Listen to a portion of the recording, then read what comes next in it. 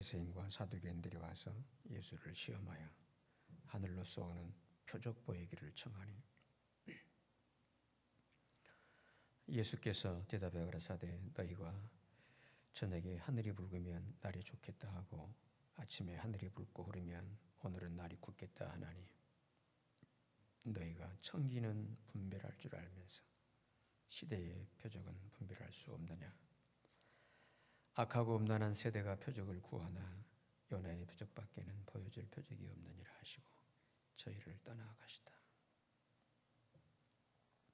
제자들이 건너편으로 갈새 떡 가져가기를 잊었더니 예수께서 이르시되 삼가 바리새인과 사두개인들의 누룩을 주의하라 하신대 제자들이 서로 의논하여 가로되 우리가 떡을 가져오지 아니하였도다 하거늘 예수께서 하시고 가라사대 믿음이 적은 자들아 어찌 떡이 없으므로 서로 의논하느냐. 너희가 아직도 깨닫지 못하느냐. 떡 5개로 5,000명을 먹이고 죽은 것이 몇 바구니며 떡 7개로 4,000명을 먹이고 죽은 것이 몇 강줄이 된 것을 기억지 못하느냐. 어찌 내 말한 것이 떡에 관함이 아닌 줄을 깨닫지 못하느냐. 오직 바리새인과 사두개인들의 누룩을 주의하라 하시니 우리 12절 함께 읽습니다. 그제야 제자들이 떡에 누룩이 아니요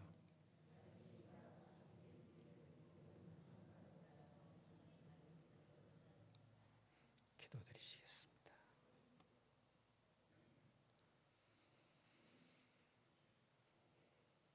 주님, 이곳에 다시 주님의 이름으로 모인 이 모임 중에 주님도 함께 하셔서 이 모임을 통해서 우리에게 말씀하시고 또 이 모임을 통해서 주님이 의도하시는 그 뜻을 온전히 이루어 주옵소서.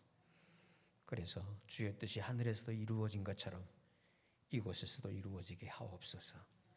그 뜻을 가로막고자 하는 어둠의 권세들, 악한 세력들, 방해의 세력들은 주님의 이름으로 묶어버리시고 성령 하나님께서 온전히 운행하시며 이렇게 공허하고 흑암이 깊은 땅 위에 새롭게 창조하시듯 오늘 우리에게도 그런 새로운 창조로 역사해 주옵소서.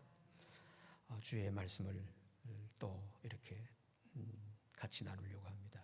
주님이 하신 말씀대로 잘 전달되고 또 잘 그렇게 알아들을 수 있도록 성령 하나님께서 진리의 영으로 교통해 주시며 우리에게 이 말씀을 들을 수 있는 길을 주시옵소서.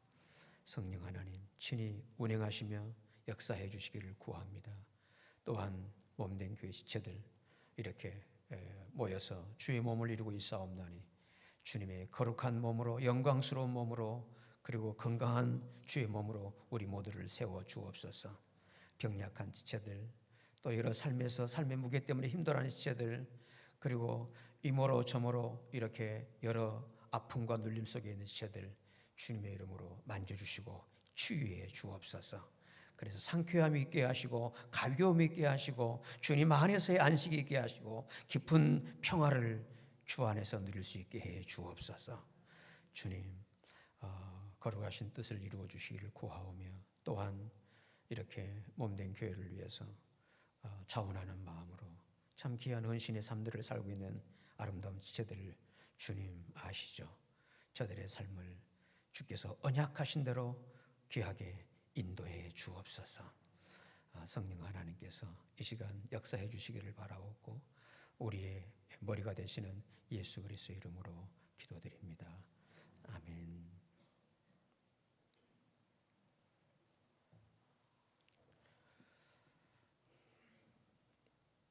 그동안 마태복음 15장의 말씀을 한 2주에 걸쳐서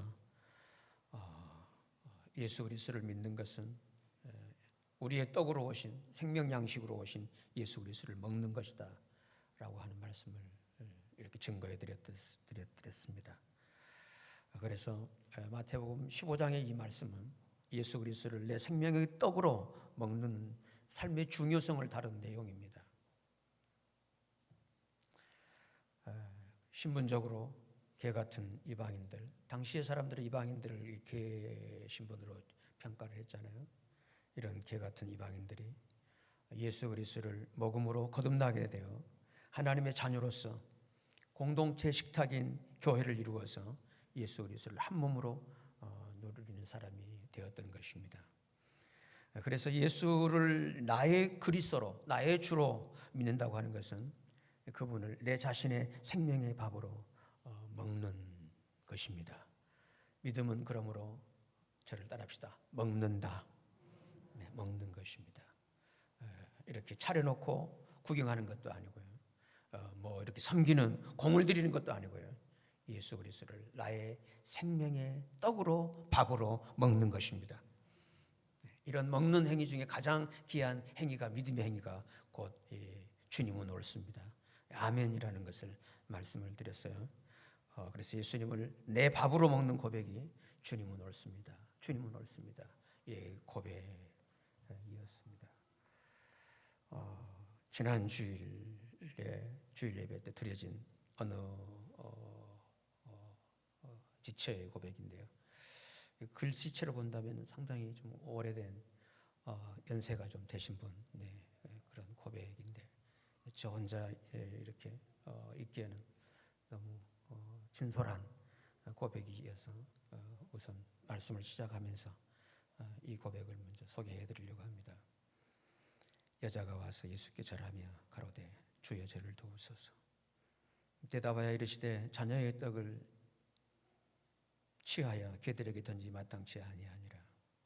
여자가 가로되 주여 올소이다마는 개들도 제 주인의 상에서 떨어지는 부스러기를 먹나이다. 이에 예수께서 대답하여 가라사대 여자야 내 믿음이 크도다. 내 소원대로 되리라 하시니 그 시로부터 그의 딸이 나으니라. 주님은 옳습니다. 주님은 옳습니다. 이 찬송을 일주일 내내 나의 기도가 되어 주님께 올려드렸더니 부스러기 은혜가 아니라 큰 은혜를 받았습니다. 주님 감사합니다. 주님은 옳습니다.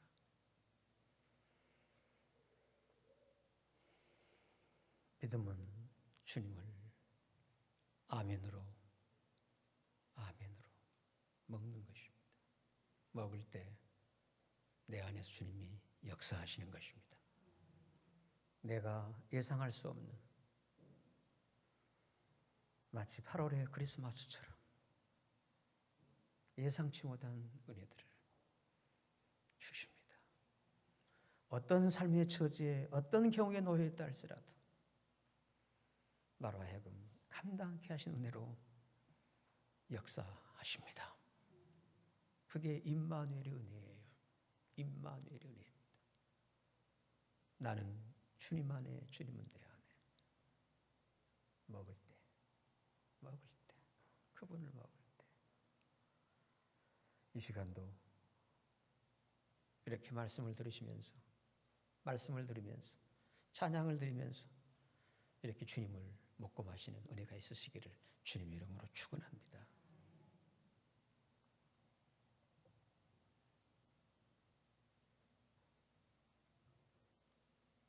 예수 그리스도를 믿는 신앙생활은 그 예수를 사유하는 게 아닙니다. 관찰하는 것도 아닙니다.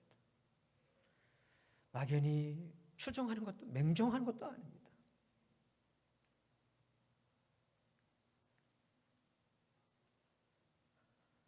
그분과 나와의 합일, 인격적 만남인 것입니다.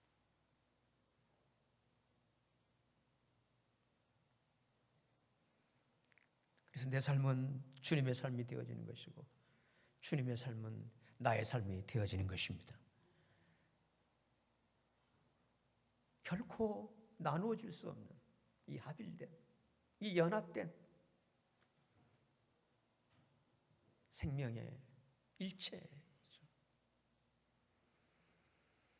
그 삶이 바로 주님을 먹을 때입니다. 우리가 주를 믿는다 할 때 상당히 거리감들을 가지고 있는 것 같아요. 이게 목회자인 저의 높아심인지 모르겠습니다만 어쩐지 거리감이 있는 거예요. 그렇게 보여요.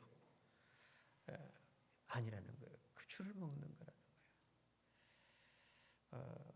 주님께서 말씀을 열어주셔서 이렇게 한 2주에 걸쳐서 말씀을 드렸고 오늘 다시 이 진리가 이 16장까지도 이어지면서 예수를 먹고 마시는 이 진리가 이 16장까지도 이어지면서 그 먹고 마시는 그 주님 생명떡이신 그 떡에 따라오게 되는, 그 떡을 먹을 때 반드시 따라오게 되는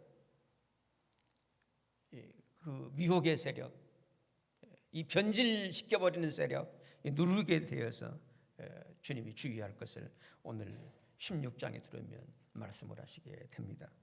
그러면 16장 5절 말씀을 좀 보시면서 본문 문맥 배경을 이해하십시다.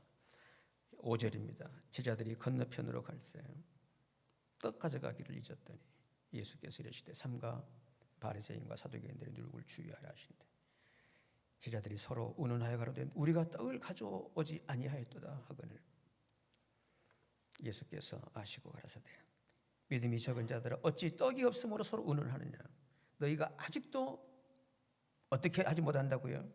깨닫지 못하느냐. 믿음의 세계는 사실 깨달음의 세계라는 거예요.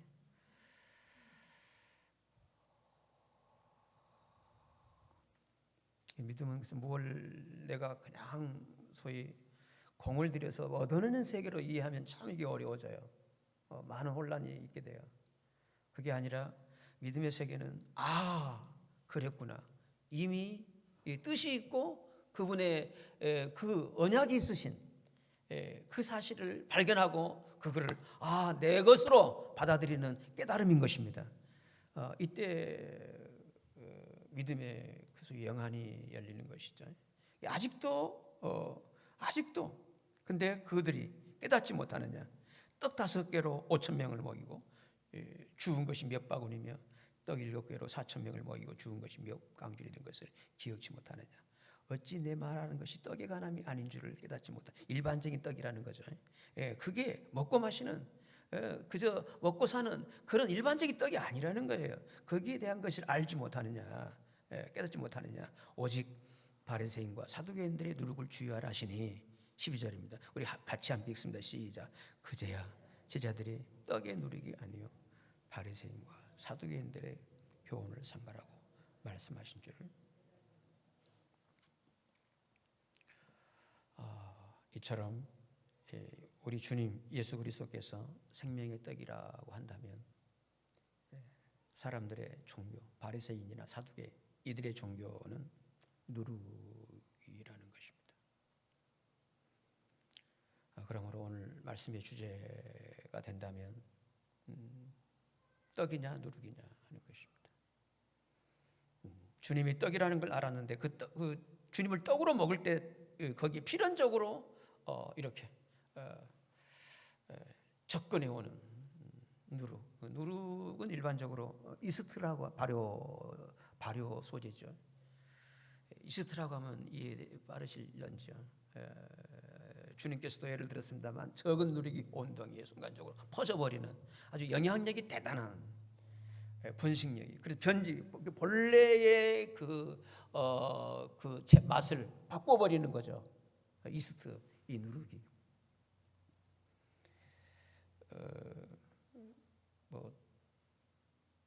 여담으로 말씀드립니다만 저는 아주 태어나면서부터 누룩 냄새 속에 살았더랬어요. 왜냐하면 바로 저희 집 옆집이 그 도갓집이었으니까요. 도갓집을 모르시네요. 양조장. 일개면에 딱 하나 있는 늘 그 누룩 속에서. 그러면 사실 술밥도 많이 훔쳐 먹었죠. 그런데 역설적이게도 그 사장 그러니까 면 유지잖아요. 제일 가장 이렇게 넉넉하고 그런 집입니다만 제 이렇게 성장 배경을 쭉 보아 오시면서 제가 이렇게 신학까지 공부를 한다니까 세상에 그 도갓집 사장님께서 그 신학교 입학하라고 등록금을 보태준 게 있죠.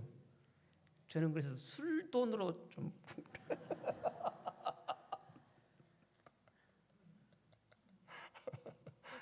이런 말도 여러분께 고백을 하네요.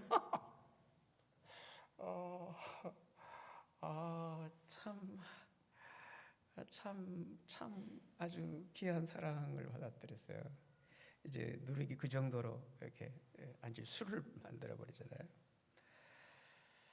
주님이 생명의 떡. 그런데 누룩이 여기 있다는 거예요. 누룩이 위험성이 있다는 거예요. 그래서 이렇게 주님이 말씀하시네요. 나를 먹는 것은 옳지만 종교의 누룩도 조심해야 한다고 하는 것입니다.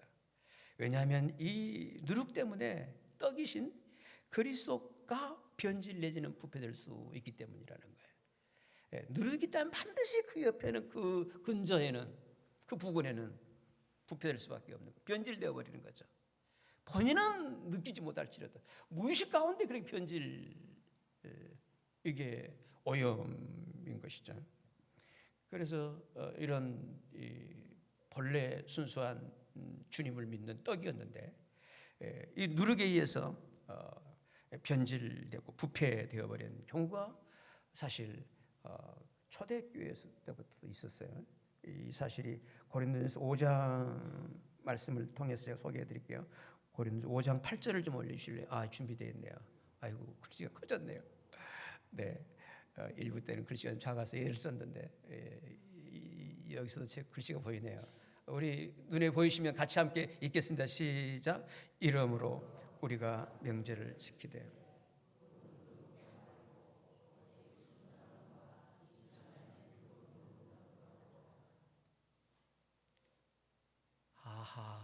빠졌군요 글씨가. 그래서 원래 이렇게 돼 있어요. 이러므로 들어보시죠. 명제를 지키되 묵은 누룩도 말고 계약하고 악독한 누룩도 말고, 그게 빠졌네요. 그리고 오직 순전함과 진실함이 누룩없는 떡으로 하자, 이렇게 돼 있네요. 네, 이 고린도 교회에 주신 말, 우리가 명제를 이게 신앙은 축제였죠. 주님이 이루신 구원 속에서. 여러분 예수 그리스도를 믿는 삶은 그야말로 하나의 페스티벌, 축제입니다. 그래서 찬양이 있는 것입니다. 아멘. 그렇잖아요. 이런 놀라운 구원 때문이잖아요. 그래서 그들의 모임은 명절이었던 거죠. 명절을 지키는데 묵은 누룩도 말라는 거예요. 묵은 누룩. 그리고 괴악하고 악독한 누룩도 말고. 어떤 누룩이죠? 어떤 떡이죠? 순전함과 진실함에 누룩 없는 떡. 누룩 없는, 저를 따라합시다. 누룩 없는 떡. 누룩 없는 떡이라. 그 떡을 뭐 이렇게 변화시키려고 하지 말고, 영향을 주려고 하지 말고, 그대로 순전한 그대로예요. 순전한 그대로예요. 이 떡을 구약성경에서는 무교병이라 하잖아요. 무교병. 누룩이 없는 떡. 사실 맛은 딱딱하고요. 근데 그거라는 거예요. 순전하고 진실함에 누룩 없는 떡. 고린도 교회가 누룩으로 변질됐었죠. 따라서 우리가 이방인의 그 신분에서 하나님의 자녀가 되었다면 이렇게 누룩 없는 떡으로 먹어야 합니다. 이 사실을 구약성경 출애굽기에서는 이렇게 말씀하고 있어요. 출애굽기 말씀 하나 올려주실래요? 13장입니다. 7절 말씀. 우리 함께 읽으실까요? 시작. 7일 동안에는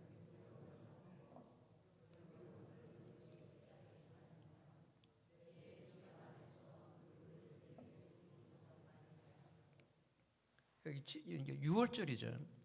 애굽을 탈출하게 된 아주 극적인 소위 구출의 날, 구원의 날이죠. 그 절기죠. 그 6월절을 지킬 때 무교병을 누룩 없는 떡을 먹으라는 거예요.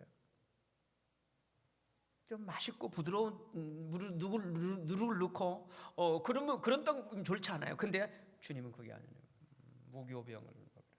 그리고 누룩 있는 떡은 너희 있는 곳에서 이렇게 너희 있는 곳에 있게 하지 말고 내 지경 안에서 누룩을 내게 보이지도 말게 하라는 거예요. 그렇게 마음이 흔들릴 수 있기 때문에 오늘 우리의 신앙생활은 예수 그리스도를 내 떡으로 생명 양식으로 먹는 것입니다. 예수 그리스도를 내 생명의 떡으로 먹으려고 할 때 누룩을 조심하라는 게 주님의 당부이십니다. 주님의 당부이시라. 누룩을 조심하라는 거예요. 그렇다면 우리가 이 떡 먹는 생활에서 조심해야 할, 주의해야 할 누룩은 무엇이겠나요? 누룩의 정체, 주님이 말씀하신 그 누룩의 정체는 무엇을 의미하고 있을까요?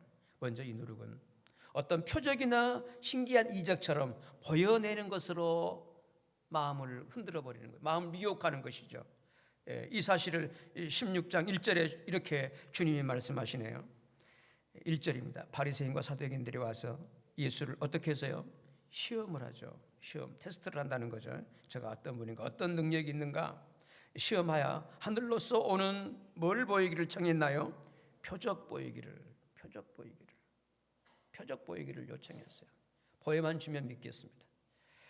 표적만 나타낸다면 당신의 말대로 우리가 믿겠습니다. 이게 바리새인과 사두개인들의 주님에 대한 요청이었습니다. 이런 요청에 대해서 주님께서는 어떻게 말씀하시나요? 4절 말씀을 좀 보십시다. 4절입니다. 악하고 음란한 세대가 표적을 구하나 요나의 표적밖에는 보여줄 표적이 없느니라 하시고 저희를 어떻게요? 떠나가시오. 저희는 바로 그 종교인들이죠. 바리새인, 사두개인들. 그들을 떠나가십니다. 왜?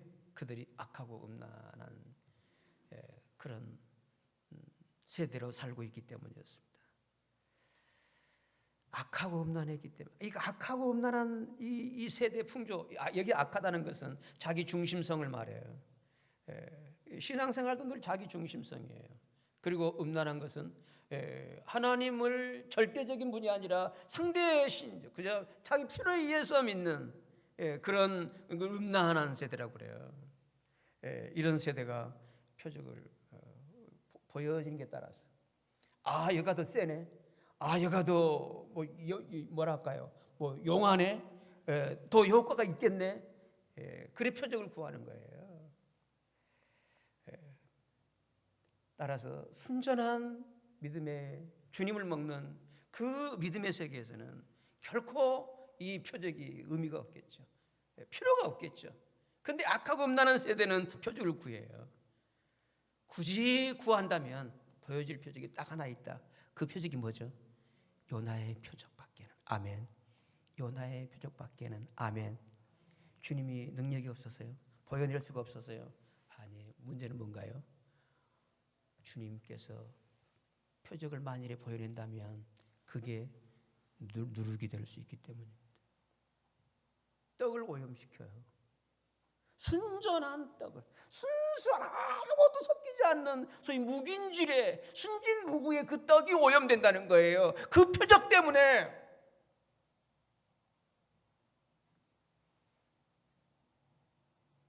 그러므로 성도 여러분, 예수 그리스도를 내 생명의 떡으로 먹는 생활에서 이 표적들보다 더 기만적인 그리고 위험스러운 누룩은 없습니다.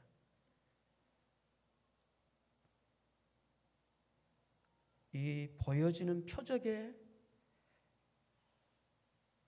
전념 오염되기 시작하면 예수 그리스도에 대한 어떤 그 먹고 싶은 그 마음이 사라져버리는 거죠. 이런 사실을 예상하시고 주님께서 이렇게 미리 경고를 하시죠. 마태복음 24장입니다. 24장 같이 가지 마시고요. 여기에 제가 준비했어요.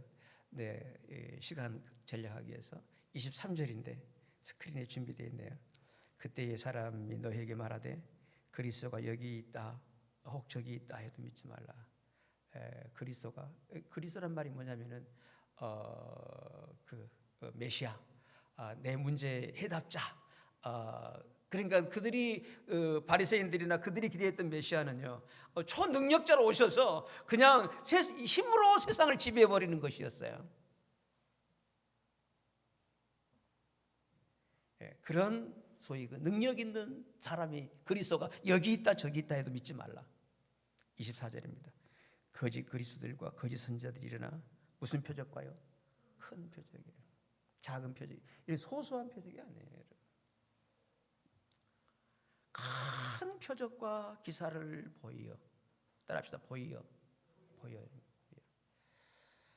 여러분, 눈에 혼란이 있게 되면, 보여지는 시각에 혼란이 있게 되면 예수 그리스도를 순전하게 먹기가 어려워져요. 따라서 보고 믿으려고 하지 마시고 듣고 믿는 우리가 되십시다. 듣고 믿으셔야 돼요. 여러분, 시각이라는 것은요, 이건 달라요. 시각의 그 기준이요. 볼탓이라잖아요. 그래서 보려고 하지 마시고 믿음은 들으면서 나는 거 아니에요. 믿음은 보고 얻어지는 게 아니에요. 왜 그 능력이 하나님께서 좀 보여서 모두를 믿게 하면 될 거 아니에요. 그게 아니잖아요. 듣고 믿게 하십니다. 듣고 믿는 거죠. 이건 중요한 영적인 세계예요. 그런데 바로 누룩의 세계, 그 정체는 뭔가요? 보여서 여러 표적을 보여서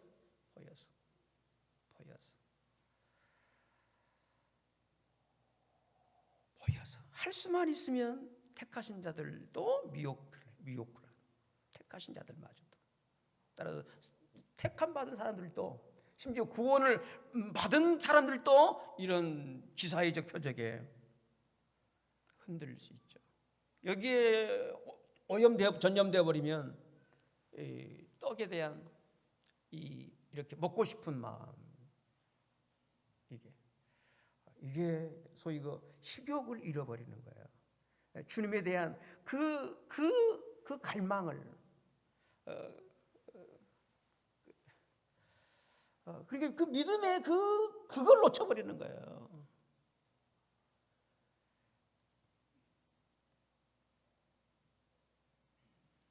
이런 사실을 데살로니가후서 2장 9절도 이렇게 말씀하고 있네요. 데살로니가후서 2장 9절입니다. 악한 자의 임함은 무슨 역사라고요? 사탄의 역사를 따라. 악한 자의 임함은 사탄의 역사를 따라 뭘로써요? 모든 능력과 표적과 거짓 기적과 불의의 모든 속임으로 누구한테 임합니까? 멸망하는 사람들이 임합니다. 여러분, 악한 자의 임함은 그거예요. 사탄의 그런 그 배후 조종을 통해서 모든 능력으로, 표적으로, 거짓 기적으로, 그리고 속임으로 임하게 되는데, 멸망하는 자들에게 임합니다. 멸망하는 자들, 하나님이 택하셔서 구원받은 사람들. 여러분, 이 부분은 좀 잘 깊이 들어주시기 바라고요.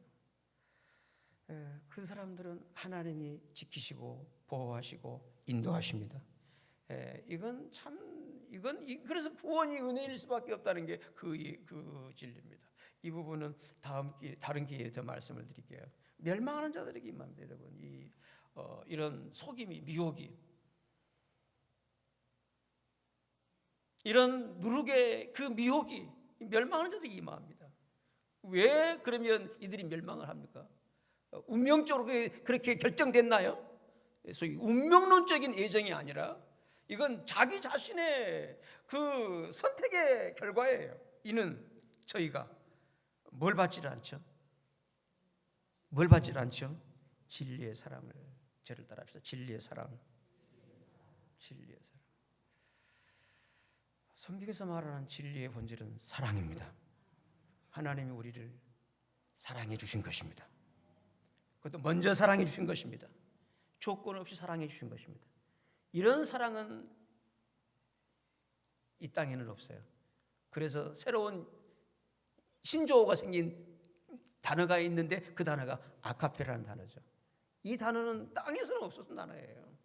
하나님의 그 사랑을 표현하기 위해서 새로운 신조어 만들어낸 단어가, 저를 따라서 하실까요? 아카페죠. 아카페입니다. 모든 사랑에는 상대적이잖아요. 사람들의 사랑은. 근데 이 사랑은 절대적인 사랑이에요.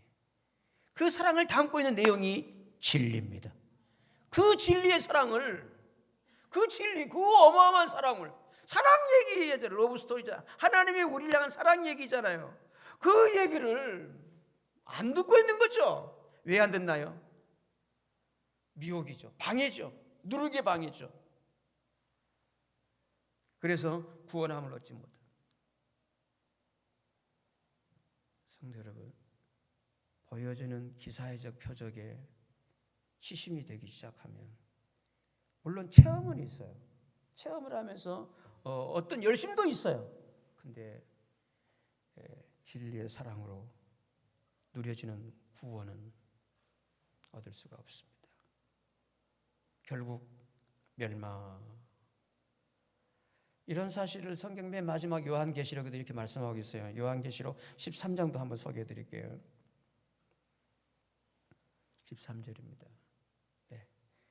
큰 이적을 행하되 심지어 사람들 앞에서 불이 하늘로부터 땅에 내려오게, 불이 내려오게 하는 거죠. 예. 여러분 종종 이런 마술 안 보세요? 여기서 마술도 그렇게 하는데, 그죠? 제가 불을 내리게 되면 여러분 어떻게 되겠나요? 그죠? 그렇습니다. 근데 하나님은 그런 방법을 사용치 않는다는 거죠.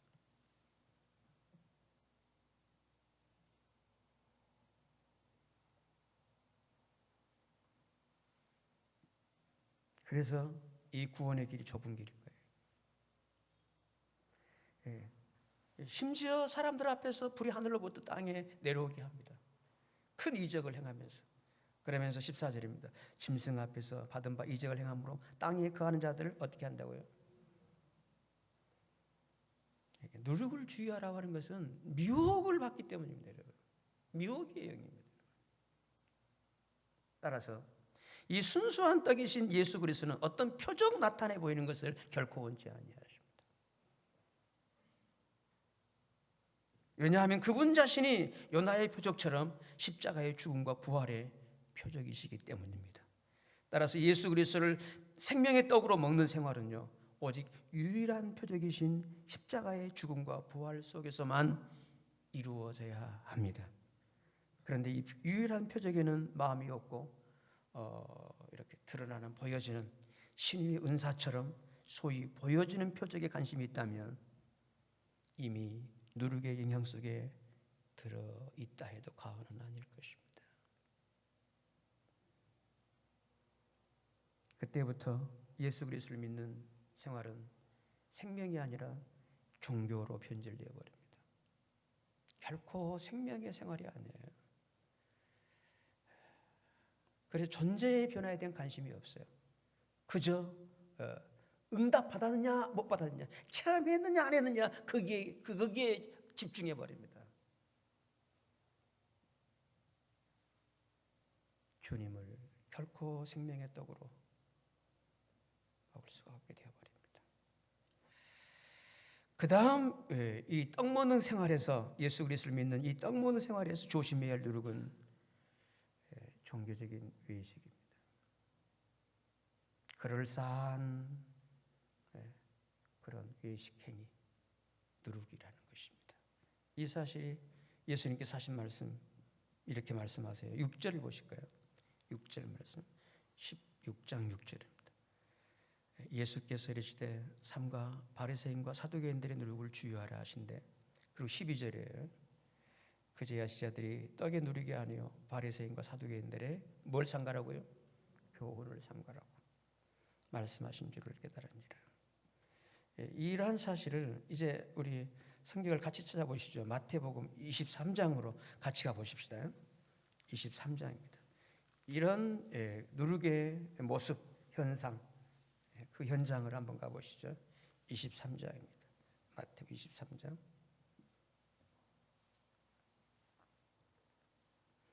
1절 말씀입니다. 이에 예수께서 무리와 제자들에게 말씀을 하시되 서기관과 바리새인들이 모세의 자리에 앉았으니, 주님께서 주님을 따라온 무리와 제자들에게 말씀하십니다. 서기관과 바리새인들이 모세의 자리에 앉았다고요. 모세의 자리는 율법을 말하는 거죠. 3절 보면 그러므로 무엇이든지 저희의 말하는 바는 행하고 지키되 저희의 하는 행위는 본받지 말라. 저희는 뭘만 한다고요? 말만 하고 행치 않는다. 말만 하고 행치 않다면 누룩이죠. 누룩입니다. 예, 오늘 우리의 믿음의 생활에서 이 행위를 그러므로 깊이 생각을 하셔야 돼요. 그리고 가급적이면 말을 줄이셔야 되고요. 행위가 되기 전까지, 삶이 되기 전까지 말하는 것을 기다려야죠. 근데 저희는 말만 하고 행치 않고, 또 4절 볼까요? 또 무거운 짐을 묶어 사람의 어깨에 지우되 자기는 이것을 한 손가락으로도 움직이려 하지 않는다.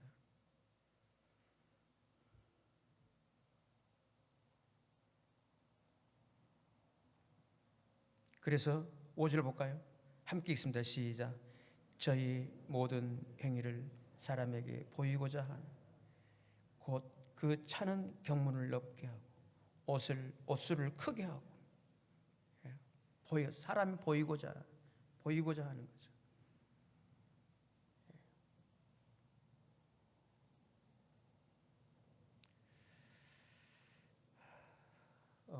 가능한 한 제가 본문만 읽는 것으로 이렇게 절제를 하겠습니다. 이것을 오늘까지 연결해서, 오늘의 상황까지 연결해서 설명을 드린다면 자칫 제가 판단하는 그런 우를 범할 수 있어서 가능한 한 제가 지금 본문만 읽고 이렇게 가만히 있고 좀 그렇습니다. 네. 이 당시에 예수님 이 당시에 이랬다면 오늘의 누룩은 어떤 형태로 변형 내지는 발전되었겠나요? 생각해 보십시오. 예수 그리스도를 믿는 신앙, 그렇게 의도적으로 과시하려고 하는, 이 비교하고 경쟁해서 이게 아니죠. 네, 그렇지 않겠어요? 그런데 모든 행위를 사람이 보이고자 우리는 이렇게, 나는 이렇게, 그렇게도 드러내야 될까요? 그렇게도 이름색자를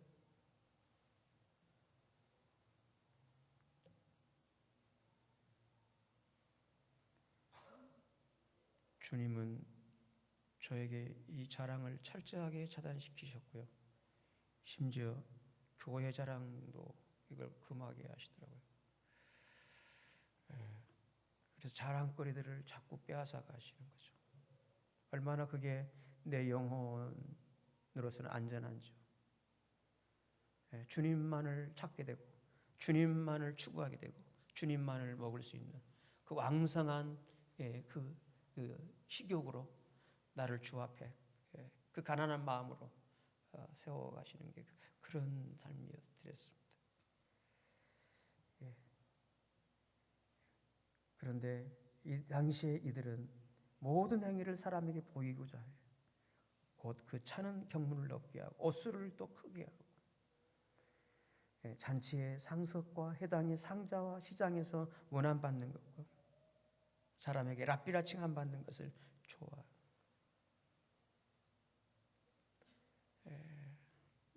성도 여러분, 이 공동체 교회 생활 하시면서 이렇게 문안받는 거, 인사받는 거 누룩일 수 있어요. 그걸 그렇게 의식하지 마세요. 자꾸 그냥 넘겨버리세요. 위험합니다. 그것 때문에 오버 액션을 해요. 외식을 해요.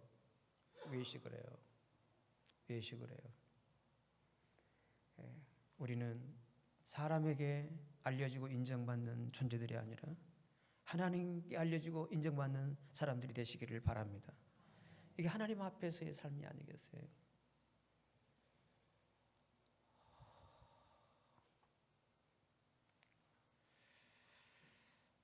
거기까지만 말씀을 드리고 또 가보시죠.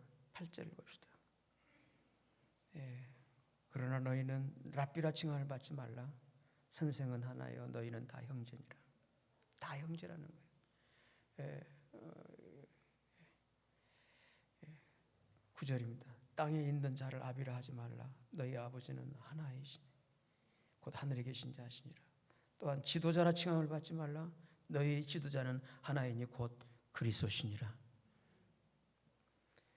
여러분, 결코 이 땅에 어느 누구도 우리에게 앱이 될 수가 없죠. 그리고 우리의 지도자가 될 수가 없습니다. 오직 우리의 생명의 그 출처 그리고 우리의 지도자는 오직 우리 주 그리스도이심을 믿으십시다. 여러분, 사람은 어디까지나 안내 역할이에요. 안내 역할입니다. 그리고 주 앞에 쓰임받는 사람의 존재라는 것은요, 그건 다 한시적이에요. 때가 되면 그게 이루어지면 그 용도 폐기가 되는 거죠. 이제 필요가 없기 때문에. 그런데 끝까지 그저 내가 지도자다, 그건 아니라는 거죠. 그런 것들이 바로 이 떡의 공동체를 오염시키는 누룩이 된다는 거죠. 거기까지만 하고요. 또 보시죠. 11절입니다. 너희 중에 큰 자는 너희를 섬기는 자가 되어야 할 것이다. 누구든지 자기를 높이는 자는 어떻게 해요? 자기를 낮추는 자는 그렇게, 그렇죠. 사람에게 높임받고 인정받고 이게 위험한 거예요. 제가 사역을 해보니까요, 교회라는 게 공동체 아니에요. 모이잖아요. 사람의 시선들이 있잖아요. 다 이 시선을 받고 싶어해요. 인사를 받고 싶어하고 그리고 관심을 받고 싶어하고요. 그게 본의 아니게 자기 속은 아닌데 겉으로 이게 자꾸 소위 과장을 하는 거예요.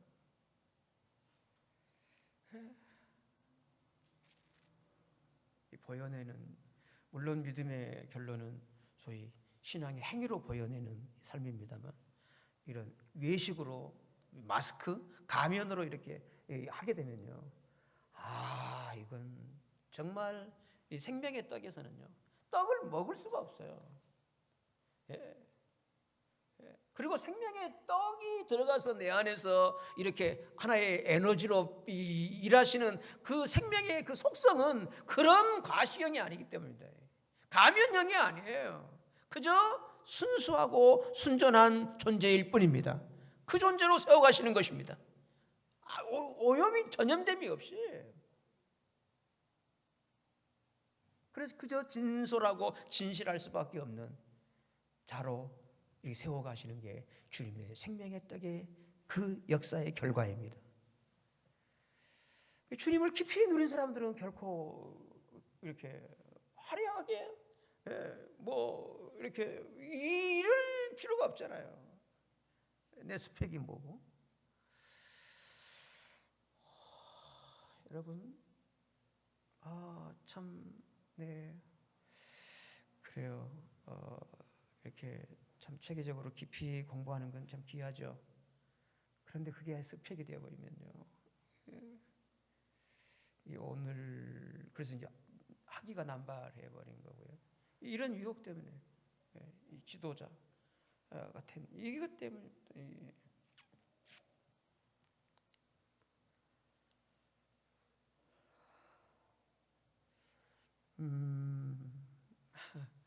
네, 따라합시다. 거기까지만.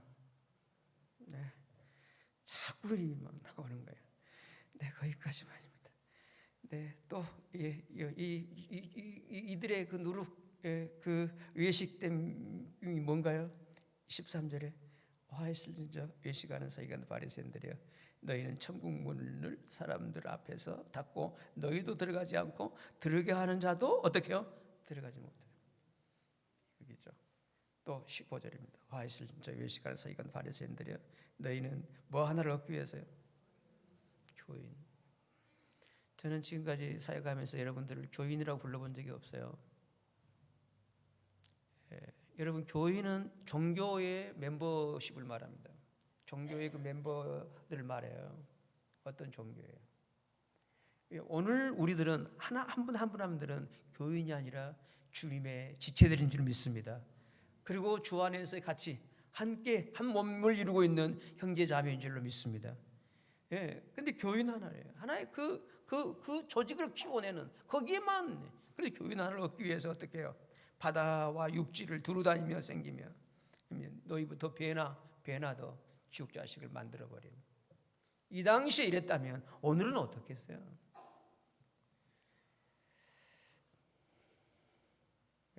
그래서 전도도요 순수한 마음으로 하셔야 돼요.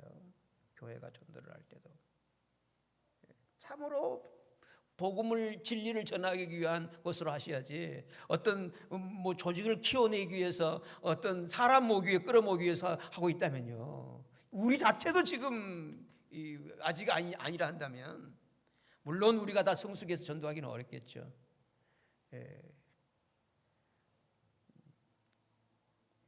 제가 이곳에 와서 목회할 때 그런 행사적인 전도를 한 적이 있을까요? 저는 성도 한 분이 없이 시작했었어요. 귀하죠? 얻고 싶죠? 아니었기 때문인 거잖아요. 그렇잖아요.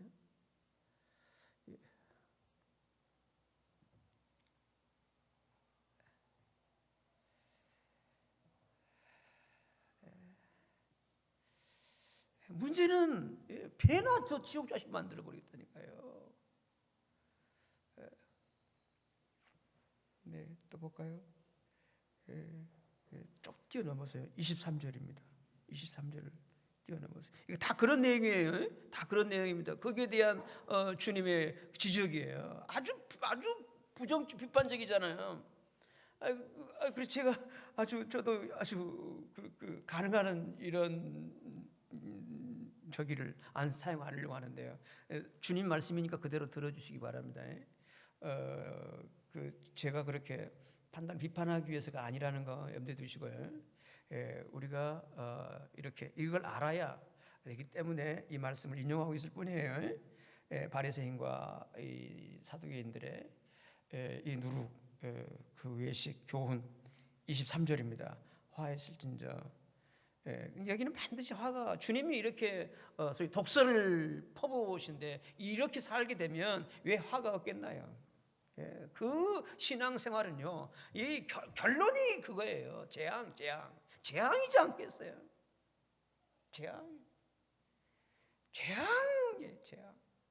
재앙이에요, 여러분. 재앙이 되어버려요, 신앙이. 화했을진저, 외식하게 되면.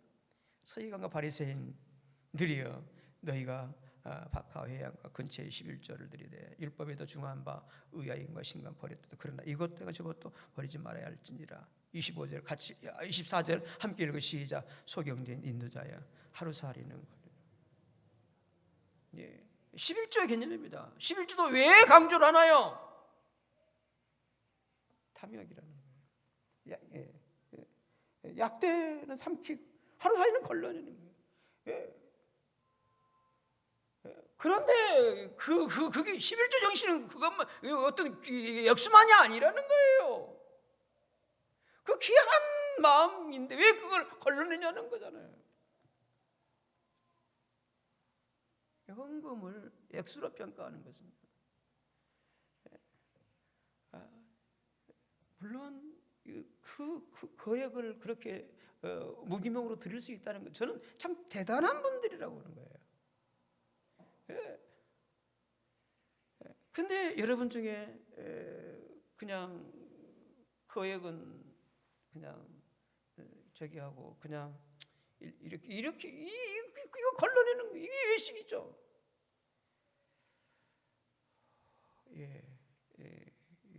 종교인들의 외식은 탐욕이 있다는 걸 생각하시고요.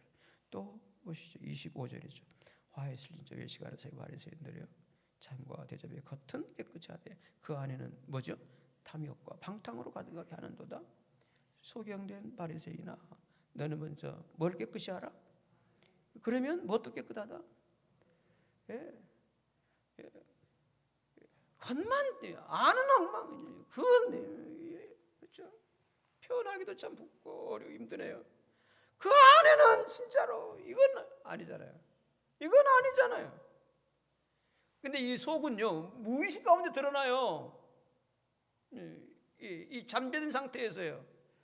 이거는 숨길 수가 없는 거죠. 근데 겉만 다 이게 속이 여러분, 예수 신앙의 본질은 뭔가요? 겉의 문제가 아니라 속의 문제, 속 사람이 변하는 것입니다. 속이 달라지는 거예요, 여러분. 이게 주님을 내 생명으로 먹었을 때 이루어지는 분명한 실제입니다. 내 속이 따라합시다. 속이 알아보는 거예요. 속이 어떻게 알아보냐? 내 속이 어떤 속인 걸 먼저 보게 하는 거죠.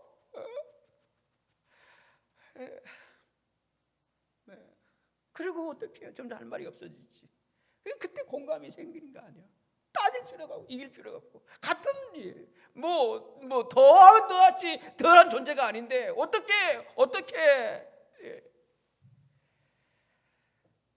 근데 이들의 이 외식은요, 교훈은요, 그게 아니라 그냥 이걸 이렇게 되면 떡을 주님을 못 먹어요. 보시죠. 27절을 또 보실까요? 화이슬 진짜 외식하는 새 바리새인들이여, 해칠한 무덤 같다. 해칠한 무덤. 겉으로는 아름답게 보이죠. 그 안에는 죽은 사람의 뼈와 모든 더러운 것이 가득하다. 이와 같이 너희도 겉으로는 사람에게 어떻게 보인다고요? 근데 안으로는 뭐죠? 불법이 어떻게 해요? 그때 가득했다면 지금은 얼마나 착했을까요? 종교라고 하는 그 세계 속에 소위 바리새인, 나는 바리새인, 전통적이잖아요. 이 바리새인은 당시의 근본주의자들, 오늘로 보면 보수 계층입니다. 그리고 이 사두개인, 이 서기관들은 오늘로 보면 진보 그룹이에요. 상당히 이성적이고 아주 논리적인 그 바리새인들의 그 우매함 독선에서 좀 그 이탈해서 그건 아니지 않느냐라고 이런 그 무리들이 바로 이들입니다. 오늘 본 진보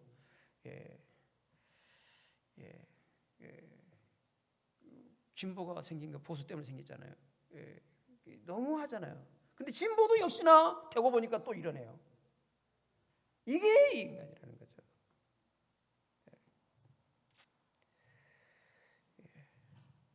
여기에 오염되면요, 이건 그렇게 해서 이루어진 신앙생활, 이건 주님은 안 보여져 버리는 거예요.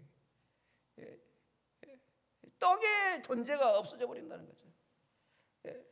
떡을 먹을 생각도 많고요, 계속 거기에 익숙해져 버리는 거예요. 이게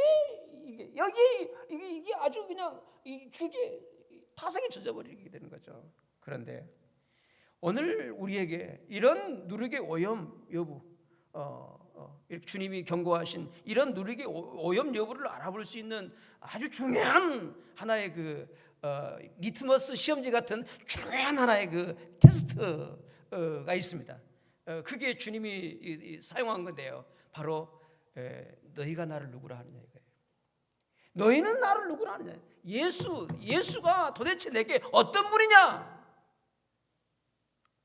그걸 보면 오염 여부를 알 수 있다는 거예요. 그게 바로 우리 다시 본문 돌아가세요. 우리 16장으로 돌아가세요.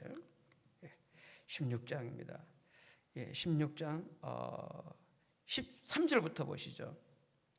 바리새인과 사두개인들의 교훈을 상고하라고 말씀하신 주님이 이제 이렇게 13절에서 예수께서 가이사랴 빌립보 지방에 이르러 제자들을 물어 가라사대 사람들이 인자를 누구라 하느냐. 그 인자에 대한 그 반응, 인식, 그게 누룩 오염의 여부를 드러내는 거예요. 가로되 더러는 세례요한, 더러는 엘리야, 어떤 이는 에레미야 선지자 중에 하나라 합니다. 가라사대 주께서 너희는 나를 누구라 하느냐. 제자들에게 물어요. 너희는 나를 누구라 하느냐. 오늘 이 시간 이 메시지를 듣는 여러분들은 예수를 어떤 분을 생각하시나요? 이거는 불신자에게 던지는 질문이 아니에요. 주님을 따르고 있는 제자들에게 던지는 질문이세요. 오늘 당신은 오늘 나는 예수 그리스도를 어떤 분으로 생각하십니까? 이때 베드로가 대답하라고 돼. 주는 그리스도시요 살아계신 하나님의 아들이십니다. 예수께서 대답하시되 요나의 아들 시몬아 네가 뭐가 있다? 복이 있도다. 이를 내게 알게 하니는 네 자신 전력이 아니라 하늘에 계신 내 아버지시니라. 이게 믿음의 사건입니다. 예수를 바로 이렇게 믿는. 그래서 믿음은 계시언어잖아요. 혈육으로 아는 게 아니잖아요. 예? 어떤 환상이나 체험이나 무슨 뭘 근거로 해서 믿어지는 게 아니에요. 아, 예수가 바로 그리스도이시구나. 그리스도란 말은 내 유일한 구원자라는 뜻입니다. 나의 유일한 구원자 주님이십니다. 나의 구원은 어떤 다른 데 있지는 않습니다. 오직 그 그리스도이신 주님께 있습니다. 나의 구원자가 세상에 예수님이시래요. 나의 구원자가 뭐가 나를 구원하겠어요? 뭐가? 도덕이, 윤리가, 철학이, 종교가, 내 열심히 뭐가 나를 구원하겠냐고요. 어떤 것도 나를 구원할 수는 없습니다. 인간은 죄인이기 때문에 이런 죄인을 구원할 유일한 그리스도가 주님이십니다. 주는 그리스도시라는 거예요. 주는 그리스도시요. 그 다음 뭐예요?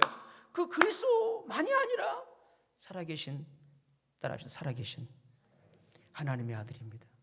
하나님의 아들이라는 말은 여러분 이 아버지 아들 이건 수식적 관계잖아요. 이 히브리 사상은 수평적 관계예요. 아버지와 아들은 같다는 개념이에요. 하나님과 같은 분이라는 거예요. 하나님이라는 거예요. 살아계신 하나님이십니다. 이때 주님 놀라. 요나의 아들 시몬아, 너 누구자? 아버지가 누구야? 그렇지, 요나잖아. 와, 이럴 때 우리 고향에서는 복이 써버려. 복이 떠다. 그러므로 복 있는 자가 누군가요? 예수님을 이런 분으로 나의 그리스도로 하나님으로 믿어지고 있다면 복된 물인 줄로 믿습니다. 네. 그런데 오염되면요, 이게 여러 표적 기사의 적에 교훈에 여러 가지로 오염돼 버리면요, 그 중에 한 번 여러분 신앙이 복잡해지면요, 여러 신앙의 유형이 복잡해지면요, 예수가 진솔하게 순수하게 안 믿어져요. 오늘 그러므로 내 안에 이런 노력으로 오염되어 있다면 예수 그리스도를 내 참 생명의 떡으로 믿어지지를 않게 되겠죠.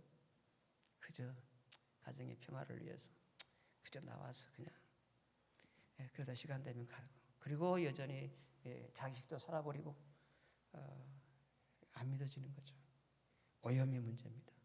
그리고 더 나아가서 이런 누룩으로 오염된 신앙으로서는요, 바로 주님이 세워가는 그 교회를 이루어낼 수가 없어요. 이 사실을 바로 18절에서 이렇게 주님 말씀하세요. 또 내가 내게 이르노니 너는 베드로라. 내가 이 반석 위에 내 교회를 세우리니. 내 교회를.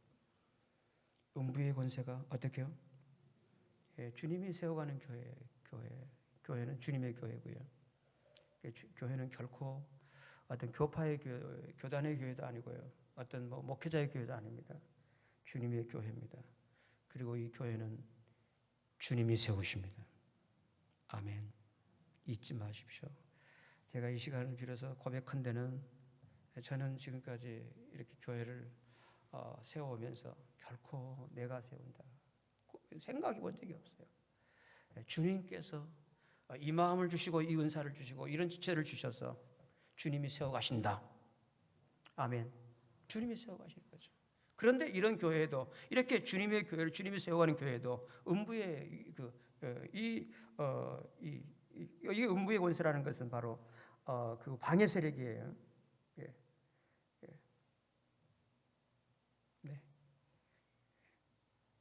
지옥의 권세죠. 음부의 권세라는 말은. 그게 교회를 공격할 것을 말씀하고 있어요.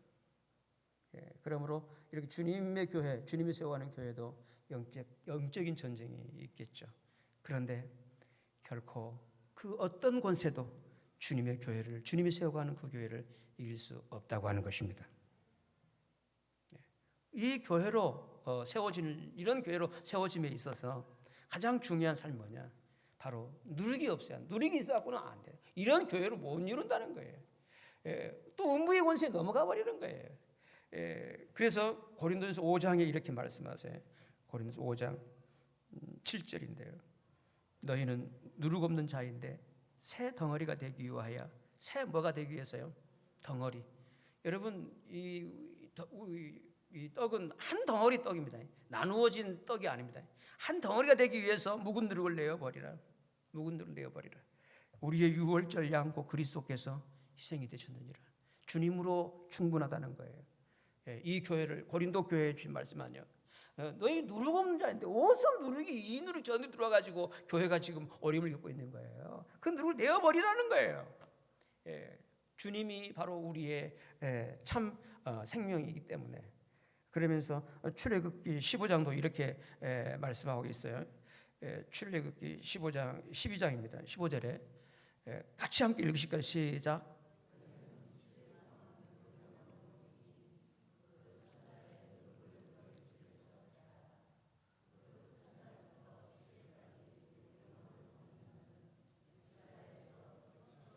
이스라엘 공동체에서 누룩 있는 떡을 먹으면 끊어져 버리는 거예요. 공동체에서 교회를 이룰 수 없다는 거예요. 그러므로 우리가 예수 그리스도를 생명의 떡으로 먹으면서 그분의 교회를 세워주기 위해서는요, 어떤 누룩에도 오염되지 않는 순수한 신앙생활, 이게 너무 중요합니다. 오염되지 않는, 참 맑고 명징하다고 그러죠. 아주 명징한, 이해가 안 되시나요? 그러니까 아주 표현이 어렵네요. 아주 순수한 이 신앙생활 너무 필요한 것이에요. 그래서 이러한 신앙생활, 이렇게 아주 이런 순수한 이 오염되지 않은 신앙생활을 위해서는요, 누룩에 오염된 현상이 어떤 현상이냐는 분별이 있어야 한다는 거예요. 분별이 안 되면 섞여버린다. 전염되어 버린다는 거예요. 그래서 2절에 이렇게 주님 말씀하세요. 2절입니다. 2절, 16절입니다. 예수께서 대답하시되 너희가 저녁에 하늘이 붉으면 날이 죽겠다 하고 아침에 하늘이 붉고 흐리면 오늘은 날이 굳겠다 하나니, 너희가 뭘 분별하면서, 청기는 분별할 줄 알면서 시대의 표적은 뭐죠? 그러므로 여러분, 참 신앙이라 한다면 분별할 수 있어야 합니다. 판단하고 정죄하는 것은 문제가 있어요. 주님이 원치 않아요. 그런데 분별을 하셔야 돼요. 성령의 은사 중에 하나가 분별의 은사로 들어가 있습니다. 분별을 하셔야 합니다. 우리가 이렇게 누룩으로 오염된 현상이라고 분별을 하시나요? 이건 스스로 분별이 되시나요? 분별을 할 수 없다면 이건 또 어려워져 버려요. 떡을 먹기가 어려워져요. 그러면 제가 이제 마지막으로 누룩으로 오염돼 온 우리 현상, 이 현상에 대해서 대표적인 사건으로 제가 몇 가지만 예를 한번 들어볼게요. 첫 번째가 마리아의 경배 사상입니다. 오직 예수님만이 우리의 메시아 그리스도이신데 마리아가 들어온 거죠. 이거는 여러분 역사적으로 참 오래된 여신 사상부터 시작된 거거든요.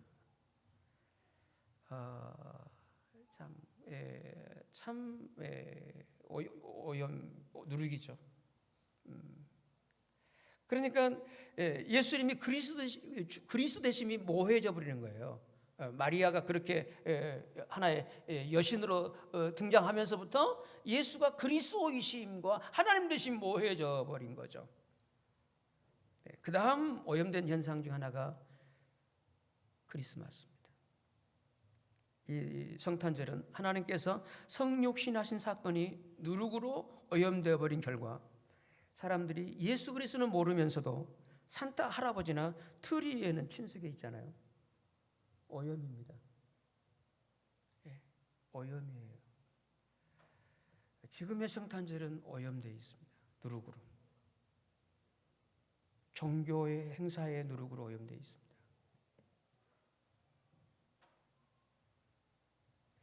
그 성탄절을 통해 주님이 보여야죠. 성육신하신. 또 하나의 오염이 있다면 교회입니다. 교회는 주님의 몸이에요. 몸은 살아있잖아요. 유기체입니다. 그런데 이런 주의 몸된 교회가 높은 종탑이 있는 벽돌 건물로 인식되고 있잖아요.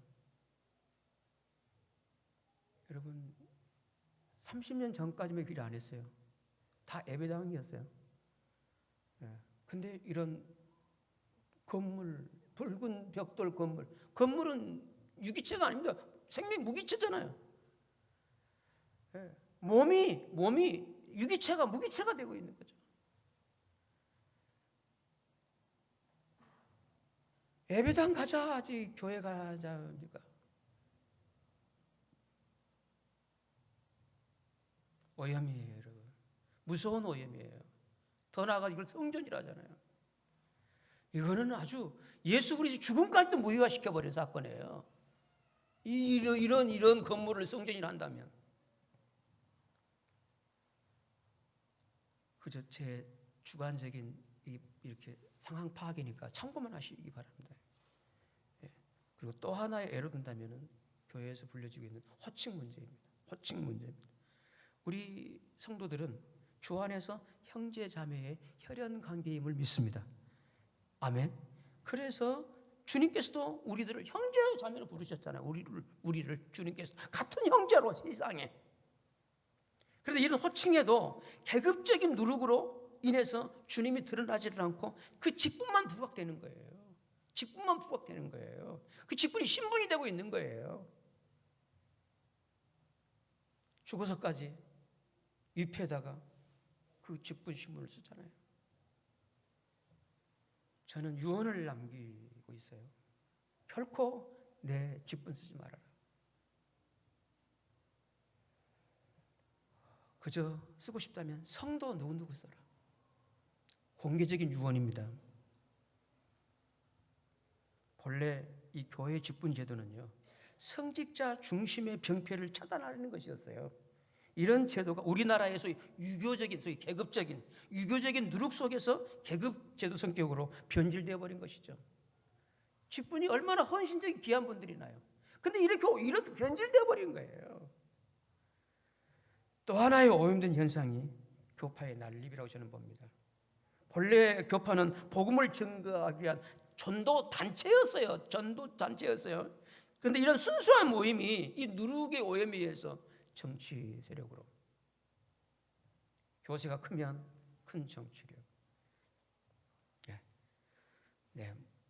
이런 현상이지 않나.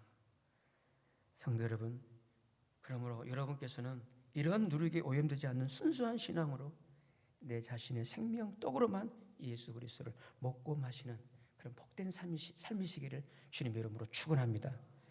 그렇다면 우리가 어떻게 끝까지 이런 누룩에 오염되지 않고 이런 주님만을 먹고 마시는 이 순수한 신앙을 살아갈 수 있는가?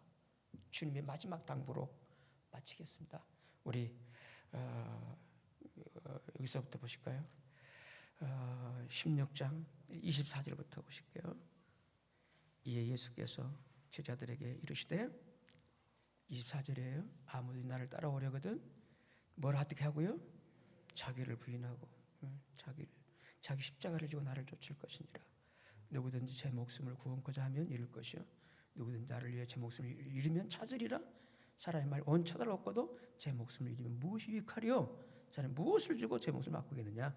인자가 아버지의 영광으로 그 천사들과 함께 오리니 그때에 각 사람이 멋대로요? 믿음대로가 아니에요. 행한대로요. 행한대로. 여러분 반드시 믿으면 이 행함을 가져오겠죠. 행한대로. 어떤 행함일까요? 누룩의 오염 여부대로.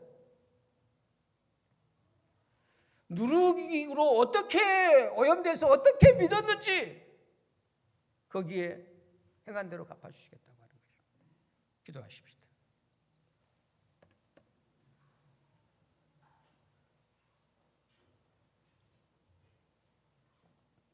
사랑하는 형제자매 성도 여러분, 오늘 이 시대는 참 제대로 믿기가 쉽지 않습니다. 왜냐하면 너무나 많은 누룩들로 혼란을 헷갈리게 하고 있기 때문에 그렇습니다. 이런 사실을 주님이 예상이라도 하신 것처럼 나를 떡으로 먹으려고 한다면 누룩을 조심해라 라고 하면서 이 누룩을 여러 예를 들어서 이 실명을 써가면까지 말씀하고 있습니다. 저도 참 어렵게 이런 애들을 나열을 드렸습니다만 분별을 하셔야 합니다. 왜 나를 씨는 분별하면 시대는 분별할 수 못하신다면 떡 먹기 어려워요. 떡 먹기가 어렵습니다. 떡 먹기가 어렵습니다. 주여 나로 하여금 누르기 오염되지 않은 순수한 떡만을 먹을 수 있도록 주여 그 은혜로 나를 인도하소서. 그 길이 십자가의 길이고 바로 우리의 신앙의 길이랍니다. 이 길, 이 믿음 대로 살 수 있도록 인도해 주시기를 위해서 우리 함께 합심해서 같이 함께 기도를 드리십시다.